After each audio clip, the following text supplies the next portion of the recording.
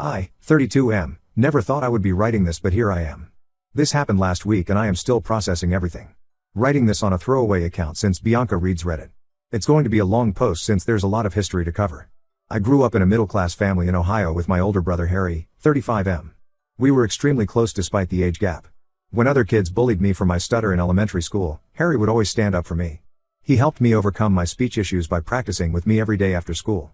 By high school, my stutter was completely gone, thanks to him. He was more than a brother, he was my best friend, role model, and protector. Our parents always favored Harry. He was the star athlete, got better grades, and was more outgoing. But I never resented this because Harry never made me feel less important. He always included me in his friend group and helped me build confidence. After college, we even started working at the same tech company, though in different departments. We had lunch together every day and went to the gym 3 times a week. Life was perfect. 3 years ago Harry met Bianca, 33F, at a company party. She worked in HR at our competitor's office. From their first meeting, something felt off about her, but I couldn't put my finger on it. She was overly flirtatious with everyone, especially men, and seemed to enjoy creating drama between people. At our office Christmas party, she got drunk and started dancing provocatively with Harry's coworkers while he was getting drinks. When I tried telling Harry, he said I was being judgmental and that she was just being friendly.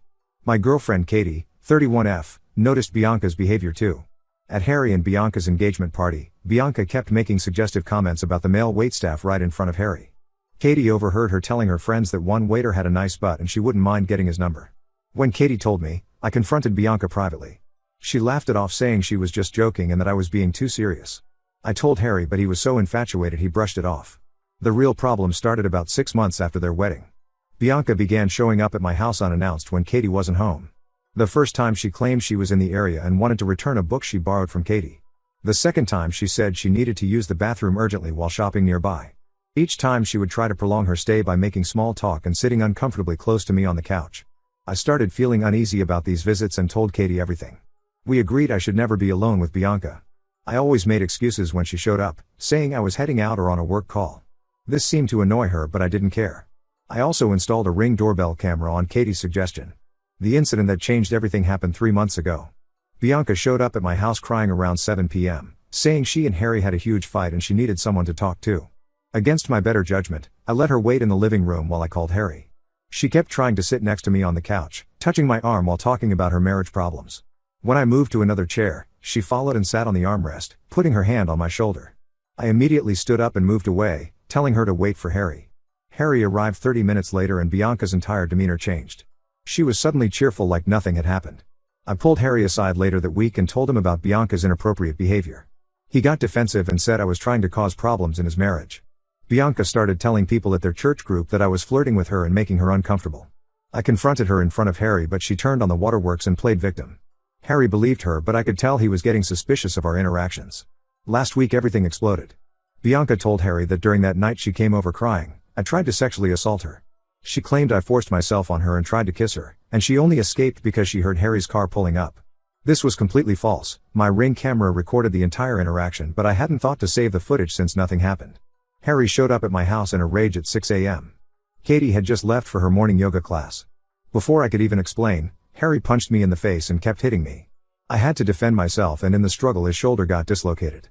Our parents rushed over after Katie came home and called them. To my absolute shock, they immediately sided with Harry and Bianca without even hearing my side. My mom said I must have done something to provoke Bianca. Why else would she make such serious accusations? Dad said he always knew my closeness with Harry was fake and I was jealous of his marriage. Katie and I decided this was the final straw. I had recently received a job offer in Colorado with better pay. When we told my parents about moving, they called me a coward for running away instead of admitting my mistakes. Mom said I was breaking up the family. Harry threatened to finish what he started if I ever contacted them or Bianca again. So we moved 2 weeks later and went completely no contact with my family. I spent months wondering if I should have handled things differently, saved the camera footage, or tried harder to prove my innocence. Katie helped me realize I did nothing wrong and that my family showed their true colors by believing baseless accusations without evidence. We got married last year in a small ceremony with just her family and our close friends. Life has been peaceful without the constant drama and stress of walking on eggshells around Bianca.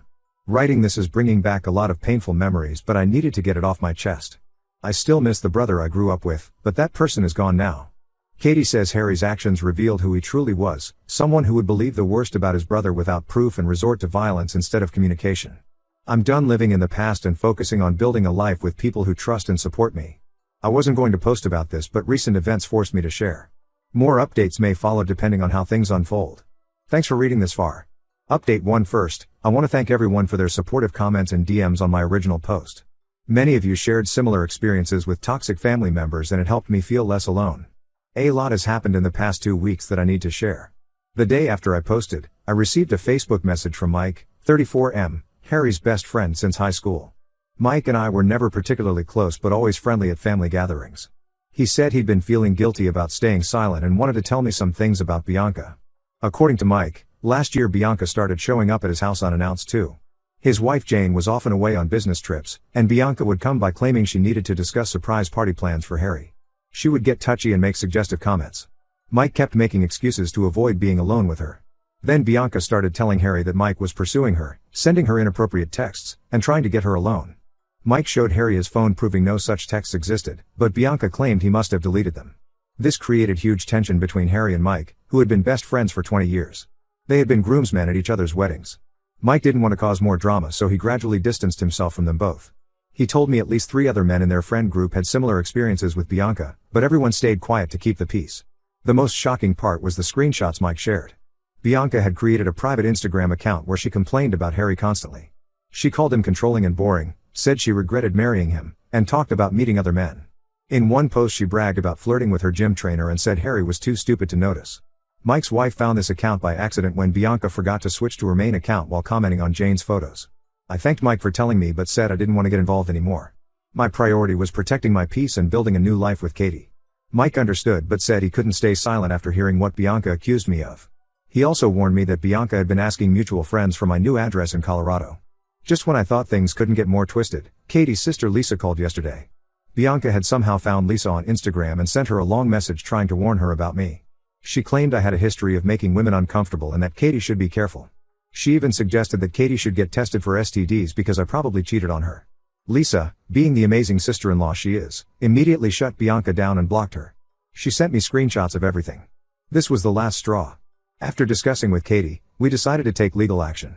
We hired a lawyer who specializes in harassment and defamation cases. Katie had documented everything from the beginning, screenshots of Bianca's unannounced visits on our Ring camera, dates and times of every incident, and Bianca's messages to Lisa. The lawyer said we have a strong case for harassment and defamation if Bianca continues trying to contact us or spread lies. The lawyer sent Bianca a formal cease and desist letter yesterday. Within hours, my parents called.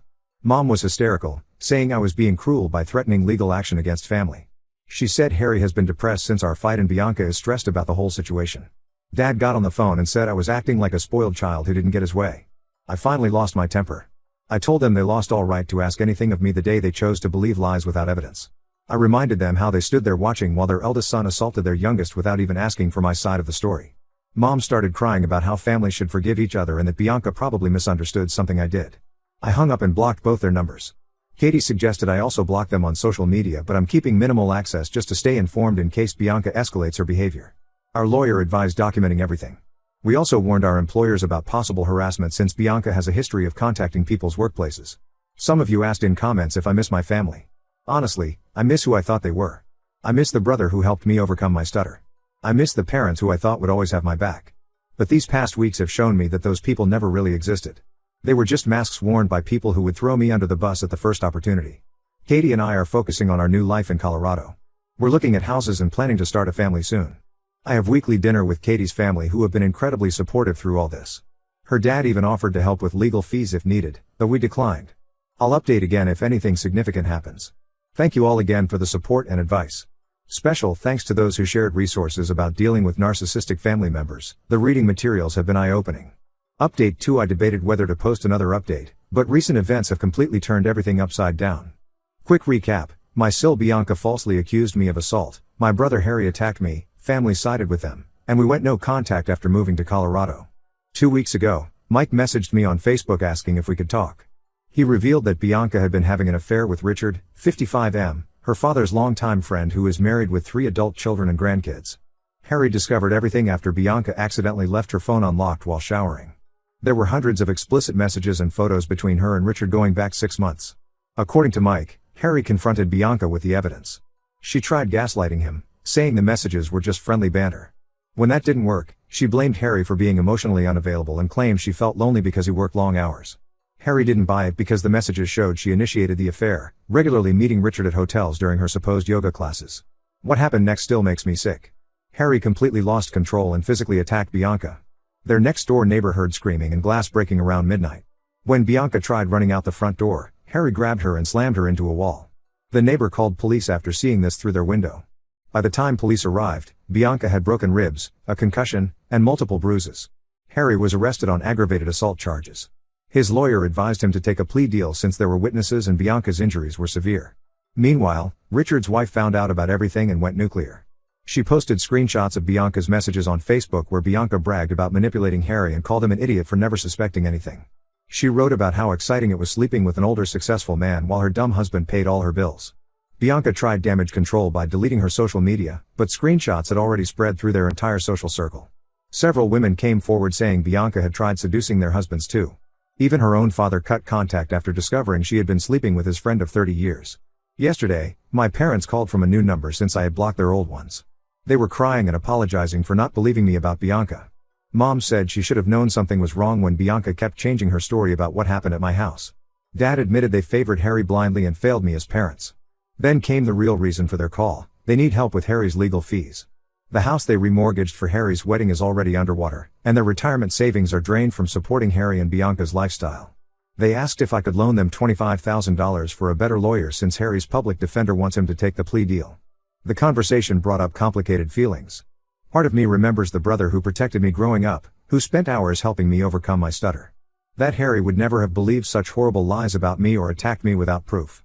But I also remember how quickly he turned violent, both with me and Bianca. Regardless of her betrayal, his response showed dangerous anger issues. Katie thinks we should maintain firm boundaries. She pointed out that my parents only apologized after discovering Bianca's true nature, not because they realized how badly they hurt me. She's worried they'll drag us back into drama just when we've built a peaceful life. I haven't given them an answer yet. The vindictive part of me wants to refuse like they refuse to hear my side. But the part that remembers my childhood with Harry feels guilty. He was always there for me growing up, yet I'm considering abandoning him at his lowest point. Mike keeps me updated on the situation. Bianca moved in with a cousin in Nevada and is playing victim on social media, conveniently leaving out her affair. Richard's wife filed for divorce and their adult children refuse to speak to him. Harry is being held without bail due to flight risk. My parents are still pressuring me for an answer about the money. They say Harry was just protecting his wife like any husband would, and now he needs his brother's help. But Katie made a good point: I would never attack someone without evidence, and she would never falsely accuse someone of assault. Writing this out has helped clarify my thoughts. I'll post another update once I make a decision about helping Harry. Thank you all for your continued support and advice. Update 3: This will be my final update. After weeks of deliberation and many discussions with Katie, I made my decision about helping Harry. I know some of you will disagree, but I've chosen not to help with his legal expenses. While I understand Harry was manipulated and betrayed by Bianca, his violent responses to both situations revealed a dangerous pattern. He assaulted me without evidence based on Bianca's lies, and then nearly killed her over her affair. Yes, Bianca is a manipulative person who destroyed lives, but Harry's violence could have ended in tragedy both times. I wrote Harry a letter explaining my decision. I told him I still care about him as my brother, but his choices have consequences. I also expressed hope that he would get help for his anger issues during his sentence. He never responded, but Mike told me Harry cried while reading it in jail. My parents had to sell their SUV and take a second mortgage to pay for Harry's lawyer. He eventually accepted a plea deal, 18 months in prison with mandatory anger management counseling. Bianca tried testifying against him for a harsher sentence, but her credibility was destroyed when her affair and history of false accusations came to light. Bianca's life imploded spectacularly. Her affair partner Richard's wife exposed all her messages and photos to their entire community. Bianca lost her HR job after multiple people reported her history of workplace harassment. She tried playing victim on social media, posting about surviving domestic violence.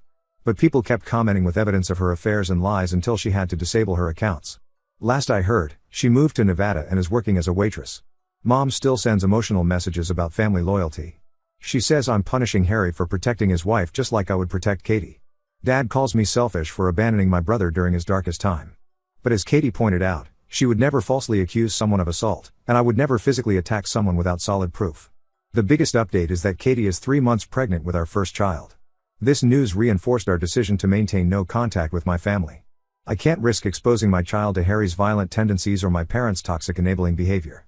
Some might call this harsh, but protecting my own family's peace has to come first. Mike keeps me updated about Harry.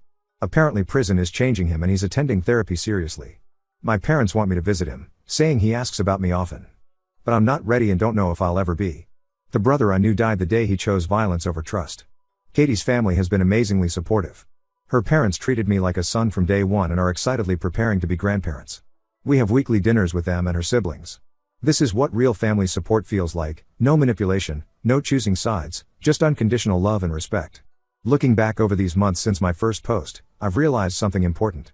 Blood relation doesn't obligate you to endure toxic behavior or violence. Sometimes the healthiest choice is walking away from people who hurt you, even if they're family. Thank you all for following this journey and offering support and advice. Special thanks to those who shared similar stories. You helped me feel less alone in these difficult decisions. I won't be posting any more updates. It's time to close this chapter and focus on my growing family.